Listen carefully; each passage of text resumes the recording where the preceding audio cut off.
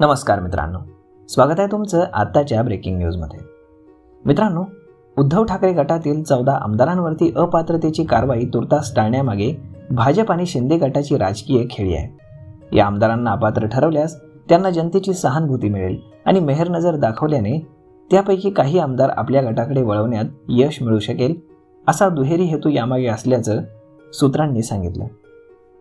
विधानसभा अध्यक्ष ॲडव्होकेट राहुल नार्वेकर यांनी अपेक्षेप्रमाणे निकाल देत ठाकरे गटाच्या याचिका फेटाळल्या आणि शिंदे गट हाच खरा शिवसेना पक्ष असल्याचा निर्वाळा दिला। मात्र ठाकरे गटातील आमदारांवरती अपात्रतेची कारवाई टाळण्यात आली। शिवसेना फुटली तेव्हा जनतेमध्ये दीर्घकाळ ठाकरे गटासाठी सहानुभूतीची लाट होती। आताही त्यांचे आमदार अपात्र ठरले असते तर पुन्हा सहानुभूती मिळाली असती आणि त्याचा फटका आगामी लोकसभा आणि विधानसभा निवडणुकीमध्ये भाजप शिंदे गटाला बसण्याची भीती होती। त्यामुळे सरकारवरील विश्वासदर्शक ठरावाच्या बाजूने बजावण्यात आलेला पक्षादेश म्हणजेच व्हीप योग्य प्रकारे बजावले गेले नाहीत, त्यांना ते मिळाले नाहीत अशी तकलादू कारणं देत नार्वेकर यांनी शिंदे गटाच्या याचिका फेटाळल्या। या याचिकांवरती स्वतः अभ्यास संशोधन करून आणि माहिती गोळा करून अध्यक्षांनी निर्णय देण्याचे आदेश सर्वोच्च न्यायालयाने दिलेले आहेत। आमदारांना अपात्र ठरवण्यासाठी केवळ विधिमंडळातील मतदानासाठी पक्षादेश पाळला नाही एवढा एकच निकष नाही।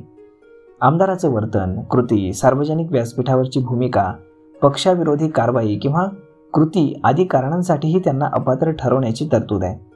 त्यांचं असं वर्तन म्हणजे पक्षाचं सदस्यत्व स्वतःहून सोडल्यासारखं असल्याचं सर्वोच्च न्यायालयाचे निकाल आहेत।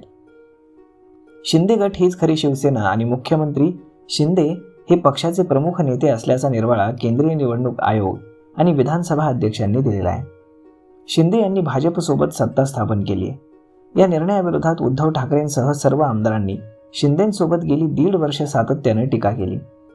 खोके सरकार म्हणून त्यांना हिणवलं। विधानसभेतही ठाकरे गटातील आमदार सत्ताधारी बाकांवर नव्हे तर विरोधी बाकांवर बसतात, सरकार विरोधात सभागृहात भाषणं करतात। ही कृती किंवा वर्तन त्यांना पक्षाविरोधी भूमिका किंवा कारवायांसाठी अपात्र ठरवण्यासाठी पुरेसे आहे, पण शिंदे गटानं त्यांना अपात्र ठरवण्यासाठी या मुद्द्यांवरती सुनावणीवरती भर दिला नाही आणि अध्यक्षांनी स्वतःहून ते विचारातही घेतलं नाही। ठाकरे आणि शिंदे गटातील आमदारांमध्ये एकमेकांबद्दल 1.5 वर्षांपूर्वी जो द्वेष आणि राग होता तो आता कमी झाला असून ते हास्यविनोदात देखील सहभागी होताना आपण पाहतो। त्यामुळे स्नेहसंबंध ठेवून आणि अपात्र न ठरवता ठाकरे गटातील आमदारांना आपल्या गटाकडे ओढण्याची धूर्त राजकीय खेळी खेळण्याचा हा सत्ताधाऱ्यांचा प्रयत्न आहे, असंच यातनं दिसून येतं। तर मग मित्रांनो, अशा पद्धतीने उद्धव ठाकरे गटावरती अपात्रतेची कारवाई टाळण्यामागे ही खास राजकीय कारणं आहेत। यावर तुमचं मत काय आहे हे तुम्ही आम्हाला कमेंट करून नक्कीच सांगा। आणि जर तुम्हाला हा व्हिडिओ आवडला असेल तर आपल्या जवळच्या मित्रमंडळींसोबत देखील हा व्हिडिओ तुम्ही शेअर करायला विसरू नका। धन्यवाद।